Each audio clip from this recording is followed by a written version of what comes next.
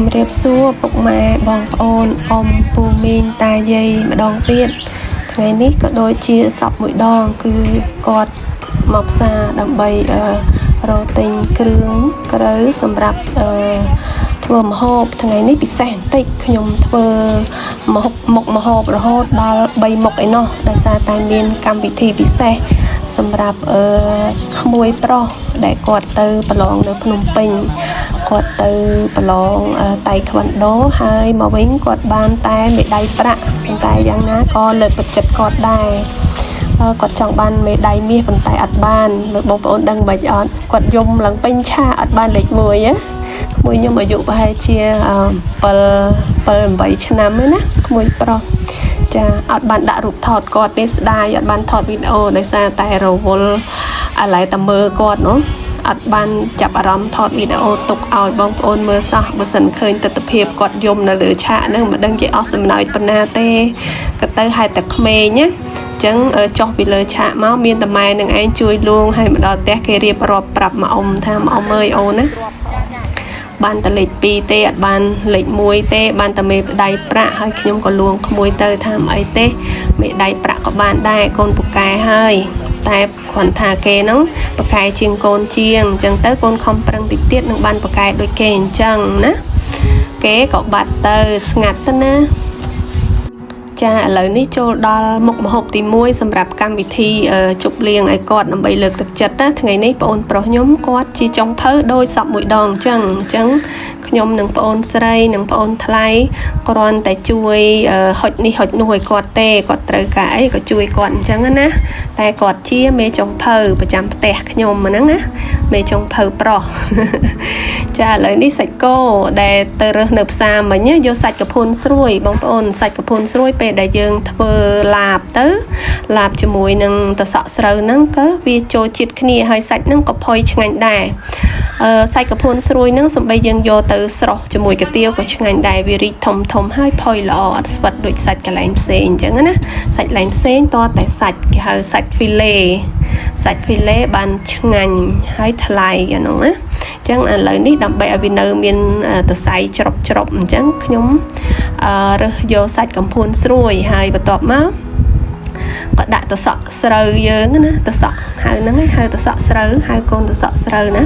សក់ស្រូវអានៅខ្ចីណាចាយកមកហាន់ទៅហើយដាក់ខ្ទឹមសខ្ទឹមក្រហមទៅហើយមានអង្ករលីងចាអង្ករលីងហើយក៏នៅបន្ថែមគ្រឿងក្រៅដូចជាអំបិលស្កររ៉ូឌីហើយក្រូចឆ្មាហើយនឹងចាហើយយើងភ្លក់ជូរប្រៃល្មមផ្អែមតែរសជាតិបន្តិចបានហើយកុំផ្អែមពេកអត់ឆ្ងាញ់ទេហើយដាក់ថែមសណ្តែកដីមកពេលយើងលាយគ្រឿងសពចាមិនដែរបងមុខបងប្អូនមុខម្ហូបមួយមុខនេះខ្ញុំជឿថាបងប្អូនក៏ប្លែកដែរប៉ុន្តែបងប្រុសខ្ញុំថាឆ្ងាញ់សាកមើលទៅដឹងហើយឥឡូវនេះចូលដល់មុខម្ហូបទី2ចាមុខម្ហូបទី2ថ្ងៃនេះគាត់រៀបចំទិញត្រីឆ្ដោចាត្រីឆ្ដោមករៀបចំភ្លាចាត្រីឆ្ដោមុខម្ហូបហ្នឹងខ្ញុំបានចេញនៅវីដេអូកាលពីបន្ទាប់ហ្នឹងចាបងប្អូនចង់ចេះធ្វើលម្អិតបងប្អូនចូលទៅមើលវីដេអូហ្នឹងទៅចាខ្ញុំបានរៀបរាប់ពីគ្រឿងផ្សំហើយនេះខ្ញុំគ្រាន់តែរៀបរាប់ត្រួសទេដោយសារយើងអត់សូវមានពេលណាចាហើយក៏យើងរៀបចំគ្រឿងទៅមានលឹកគ្រៃម្ទេសលឹកក្រូចខ្ទឹមសខ្ទឹមក្រហមចាម្ទេសអញ្ចឹងទៅចាហើយត្រីនេះគឺត្រាំសូដាមុនត្រាំសូដាហើយជាមួយនឹងទឹកកកក្លាសេឲ្យវារឹងសាច់ណា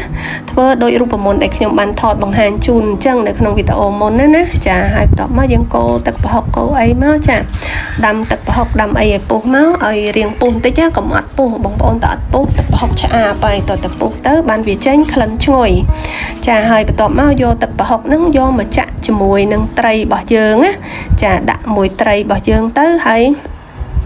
យើងថែមគ្រឿងចាច្បល់វាបន្តិចទៅថែមគ្រឿងកុលក្រៃម្ទេសលឹកក្រូចខ្ទឹមសខ្ទឹមក្រហមហើយម្ទេស ចានិយាយទៅគ្រឿងហ្នឹងគ្រឿងកាត់ចំអាបហ្មងយើងញ៉ាំទៅអត់ឆ្អាបទេហើយ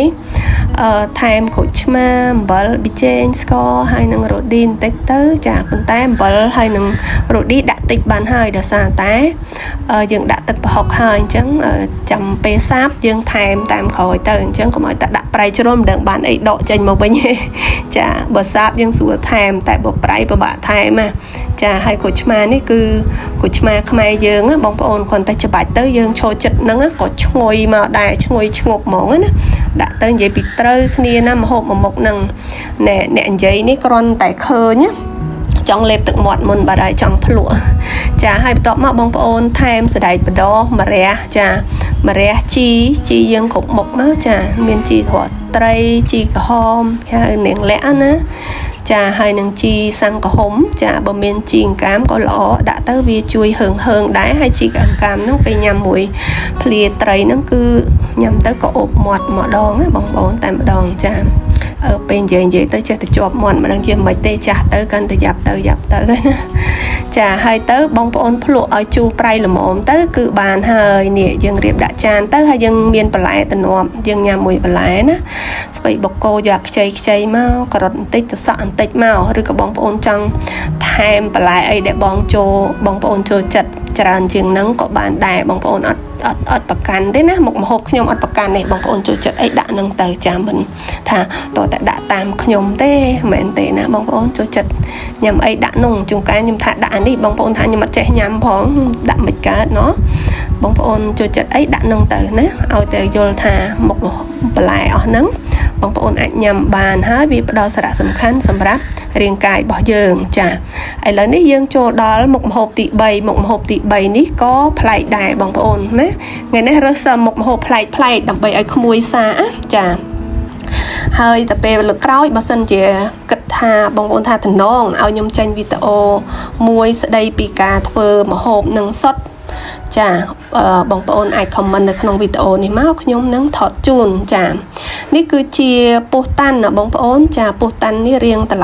លៃដែរប៉ុន្តែវាឆ្ងាញ់ណាបងប្អូនធម្មតាតែរបស់ថ្លៃគឺឆ្ងាញ់ហើយពោះតាន់ពោះតូចអានេះសឹកខ្ចីលវហ្មងណាគឺសម្រាំងបងប្អូនថ្លៃខ្ញុំអត់បានទេទិញគឺទិញយកអាល្អហើយឆ្ងាញ់ថ្លៃប្រហែលអត់គិតទេឲ្យតែឆ្ងាញ់អញ្ចឹងហាន់ទៅស្រួយច្រប់ហើយមុខម្ហូបមួយនេះបងប្អូនខ្ញុំថាឆ្ងាញ់ណាឆ្ងាញ់តែថ្ងៃហ្នឹងខ្ញុំអត់បានភ្លក់ទេដោយសារខ្ញុំទៅធ្វើការណាហើយគេថាឆ្ងាញ់ណាស់មុខម្ហូបហ្នឹងខ្ញុំអត់បាននៅចូលរួមកម្មវិធីគេទេដោយសារជាប់ធ្វើការអញ្ចឹងណាអញ្ចឹងបងប្អូនអាចសាកល្បងខ្លួនឯងមើលហើយសាកធ្វើតាមវិធីដែលគាត់ធ្វើបង្ហាញត្រួសហ្នឹងណាហើយកើតមិនកើតយ៉ាងណាបងប្អូនជួយ comment ថាអូបងអើយធ្វើអត់កើតទេដូចជាបាត់អីមួយយ៉ាងបាត់របៀបធ្វើអញ្ចឹងបងឯងជួយធ្វើវីដេអូពេញមកចាបងប្អូនជួយ comment មកខ្ញុំលើកក្រោយខ្ញុំនឹងឲ្យគាត់ធ្វើពេញមួយឈុតតែម្ដងណាពីដើមរហូតដល់ចប់ជូនបងប្អូនណាចាឲ្យបានភ្លក់ម្ហូបថ្មីនេះទាំងអស់គ្នាគឺថាឆ្ងាញ់បងប្អូនក៏ថាឆ្ងាញ់ខ្ញុំទៅពេលឮថាឆ្ងាញ់អញ្ចឹងចង់ហៀទឹកមាត់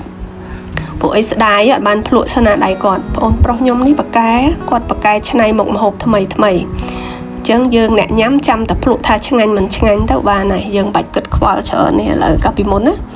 ខ្ញុំធ្វើម្ហូបខ្ញុំត្រូវគិតអូយធ្វើអីទេឲ្យគេញ៉ាំឆ្ងាញ់តែឥឡូវខ្ញុំលែងខ្វល់ហើយដោយសារខ្ញុំមានមេចុងភៅមួយហើយអញ្ចឹងទៅខ្ញុំបាច់ខ្វល់ខ្ញុំចាំតែភ្លក់បានចាឥឡូវយើងថែមអង្គលីងថែមអីណាឡើយតែនិយាយចូលនេះក៏ដល់ទីបញ្ចប់បាត់ហើយបងប្អូនអើយអានឹងគេដាក់អង្គលីងដាក់អីណាដាក់អំបិលប៊ីចេងស្ករក្រូចឆ្មាដូចគ្នាអញ្ចឹងឯងណារបៀបឡាបបងប្អូននិយាយទៅរបៀបឡាបណានេះបងប្អូនមើលទៅតំណងចានេះយើងញ៉ាំលក់ត្រប់វែងទៅសក់អីមកចានេះខ្ញុំក្រក់តែគាត់បងប្អូនចង់ញ៉ាំអីក៏បានដែរអញ្ចឹងបងប្អូនមើលមុខម្ហូបទាំង3ហ្នឹងបងប្អូនចូលចិត្តមួយណាហើយមើលទៅតំណងអត់បងប្អូនចាតំណងអត់បើតំណងកុំភ្លេចធ្វើញ៉ាំទាំងអស់គ្នាណាចាអរគុណសម្រាប់ការតាមដានទស្សនាបើមានចម្ងល់សូមខមមិននៅខាងក្រោមជួបគ្នានៅឱកាសក្រោយជម្រាបលា